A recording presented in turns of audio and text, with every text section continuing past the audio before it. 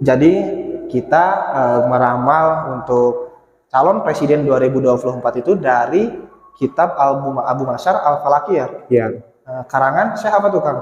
Ahmad Abdul Qadir. Syekh Ahmad Abdul Qadir. Dan rinciannya ini seperti ini teman-teman. Bisa teman-teman lihat sendiri, nanti saya yang menjelaskan nih. Jadi ini yang pertama ada nama Bapak Prabowo Subianto pakai bahasa Arab. Yang kedua ada nama Bapak Ganjar Pranowo. Terus juga yang ketiga Bapak Anies Rashid Baswedan.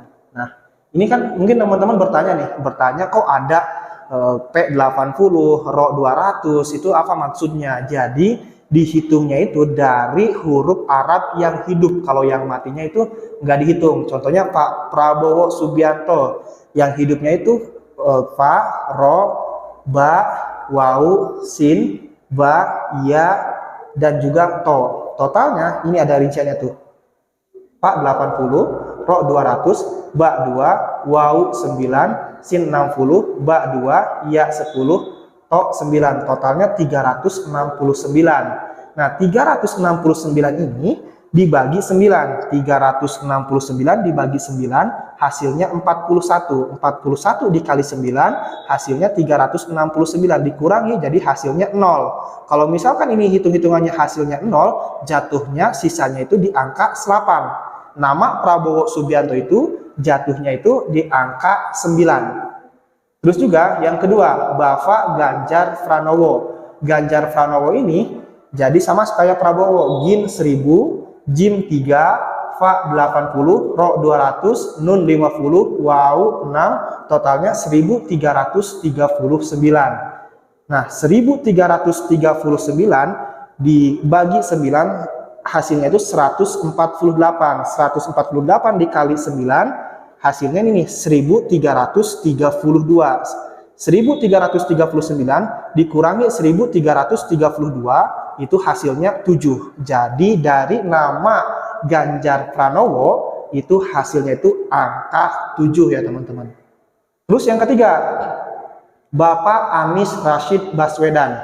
Alif 1, Nun 50, Ro 200, Shin 300, Ba 2, Wau 6, Dal 4. Totalnya itu 563. 563 dibagi 9, 62 ya, ada sisa berapa tuh?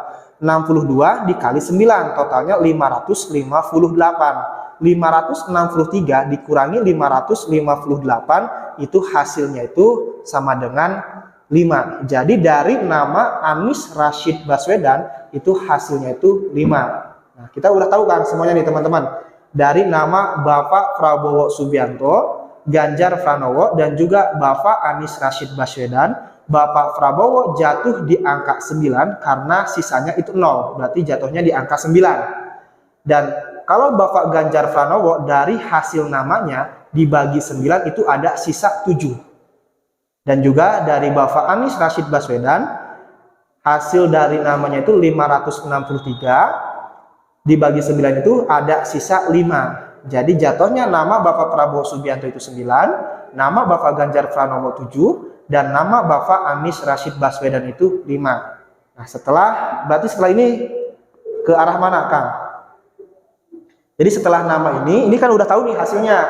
Bapak Prabowo 9, ya. Bapak Ganjar 7, ya. Terus juga Bapak Anies Rashid Baswedan itu 5. Hitung-hitungannya gimana? Jadi siapa yang pemenang itu? Gimana hitung-hitungannya? Untuk pemenangnya, kalau dari segi melihat hasilnya itu yang akan menang insya Allah Bapak Anies Rashid Baswedan. Dari Bapak Anies Rashid Baswedan. Berarti ada hitung-hitungan 5 ditandingkan versus 9 tetap menang 5. Ya. 5 versus 7 tetap menang 5. Ya. 7 versus 9 mungkin menang Pak Ganjar ya kan? Ya. Hitung-hitungnya kayak gitu. Jadi teman-teman, hitung-hitungannya ya sebenarnya kita udah terperinci terlebih dahulu sebelum menjelaskan konten ini. Nah, dari hasil nama Bapak Prabowo Subianto 9 lawan 7 itu menang yang nomor 7. Hanya Pak Ganjar menang yang Pak Ganjar Pranowo.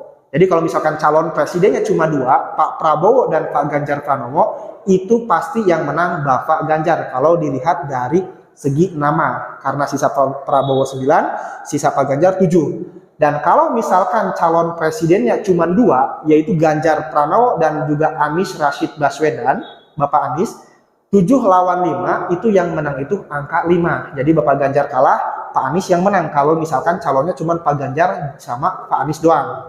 Kalau misalkan calon presidennya hanya Pak Anies Baswedan dengan Pak Prabowo, 9 lawan 5, itu yang menang itu angka 5. Jadi Pak Anies yang menang. Nah, dari segi ketiga ini, karena Pak Ganjar dan Prabowo kalau misalkan bertarung berdua menang Pak Ganjar, Pak Anies lawan Pak Prabowo bertarung berdua menang Pak Anies. Jadi Pak Ganjar lawan Pak Anies. Nah, dari Pak Ganjar Pranowo lawan Bapak Anies Rashid Baswedan, dari segi nama 5 sama 7 itu versus 7 menang yang angka 5. Jadi dari ketiga ini kalau misalkan tiga-tiganya masih tetap calon mendaftar ke KPU, itu yang menang itu pasti Bapak Anies Rashid Baswedan. Dan kalau misalkan nih, karena lagi rame-ramenya sekarang Pak AHY-nya Demokratnya nggak mau berkoalisi dengan Pak Anies, lagi dibujuk sama PDIP. Pak Anies gagal mencalonkan diri jadi presiden, tidak bisa daftar ke KPU misalkan, hanya Pak Ganjar aja sama Pak Prabowo, sudah pasti yang menangnya itu Pak Ganjar. Tapi kalau misalkan tiga-tiganya masuk, tiga-tiganya nyalon presiden, berarti yang menang itu Pak Anies ya Kang ya? Anies ya. Seperti itu.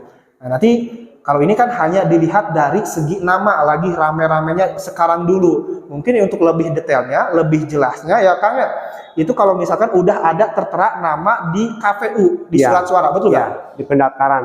Sudah pendaftaran. Karena bisa jadi teman-teman, ini kan kita pakai namanya Pak Anies itu Anies Rashid Baswedan. Siapa tahu nanti pas Pak Anies mendaftar, namanya nggak pakai Rashid, cuman Anies Baswedan, itu yang ketika melawan Pak Ganjar, menang Pak Ganjar. Ya. Dari ketiganya, kalau misalkan Pak Anies nggak pakai nama Rashid Baswedan di kertas surat suara, betul nggak? Seperti itu. Nah, jadi tergantung nanti pendaftaran Pak Anies saja. Kalau pakai Rashid mungkin insya Allah menang, kalau nggak pakai Rashid akan kalah. Jadi kalau misalkan Pak Anies ketika mendaftar ke KPU-nya pakai nama Rashid, Anies Rashid Baswedan, sudah pasti dari ketiga nama calon tersebut itu Pak Anies yang bakal menjadi presiden.